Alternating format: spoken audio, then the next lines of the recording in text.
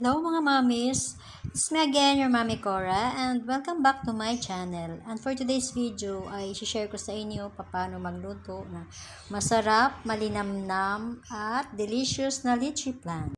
Hindi rin po ako marunong mga mamis magluto ng lychee flan, pero ato ang aming kapitbahay dahil fiesta dito sa amin ay nagluto at ako'y nanood at gusto ko rin po i-share sa inyo kung paano gumawa nitong lychee flan.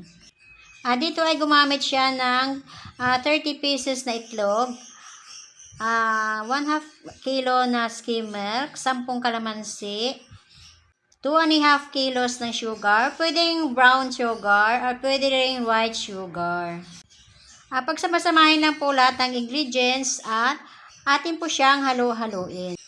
Pwede na po walang condensed milk, pero dito ay naglagay ng condensed milk dahil parang kulang sa tamis yung nilagay na 2.5 sugar. So, depende po sa panlasa ninyo kung gaano po ka sa tamis ang gusto ninyo. Haluin lang po ng haluin hanggang sa wala na pong buo-buo at saka wala na po yung bula-bula. Kailangan pong halong-halo talaga. Hindi ko na po pinakita dito mga mamis yung mga ingredients, mga itlog at saka skim milk. At saka yung evaporated milk. Pwede rin po kayong gumamit ng evaporada. Now ko lang naman mga mamis na laman na magkakaiba pala yung evaporada at evaporated milk. Atin po siyang sasalain mga mamis para matanggal po yung kalamansi. Sa pagsasala, pwede po kayong gumamit ng tela o pwede yung pangkaraniwang salaan lamang. Basta po medyo mapino o hindi malalaki yung yung butas-butas niya. Para po maganda yung pagkasala at medyo mapino ang ating lychee flan. At atin po muna siyang iset aside habang magpe-prepare tayo ng paglulutuan at gagawa po tayo ng ating caramel para doon sa lychee flan. Isang kutsarang brown sugar, pwedeng white sugar sa isang llanera. Mahirap pala po mga mamis gumawa rin na ring lychee flan. Bukod sa magastos, mahirap tulad na rin paggawa ng caramel. Matagal, kailangan mo magtiyaga.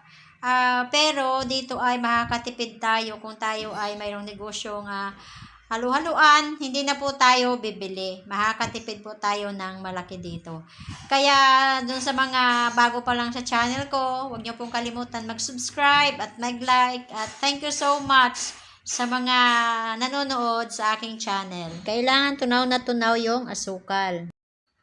Sa paglagay mga mamis ng lychee flan sa llanera, depende po sa inyo kung gaano po kadami. Pwede nyo pong punuin, pwedeng kalahati, o pwedeng mahigit sa kalahati. So, depende po sa nagluluto kung ano kadami ang gusto niya doon sa paglalagay.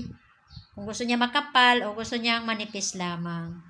2 layers na agad yung ginamit nila para mabilis pong maluto, para sabay-sabay at hindi po aksaya sa oras at saka po sa gas. Kaya 2 layers na yung ginamit. Lagyan po natin ng kalahating tubig yung steamer at antayin po natin kulong-kulo bago po natin ilagay yung lychee flan. At pag kulong-kulo po, doon pa po tayo start ng pagbilang ng oras. Sa pagluluto, kailangan mahina-mahina lang yung apoy. Hindi kailangang bigla dahil pag bigla ay pangit ang pagkaluto, medyo mabuhaghag siya. Pero pag mahina lang ay mapino. Salamat Kumaring Uring sa pagturo mo sa amin sa pagluto ng masarap na lychee flan.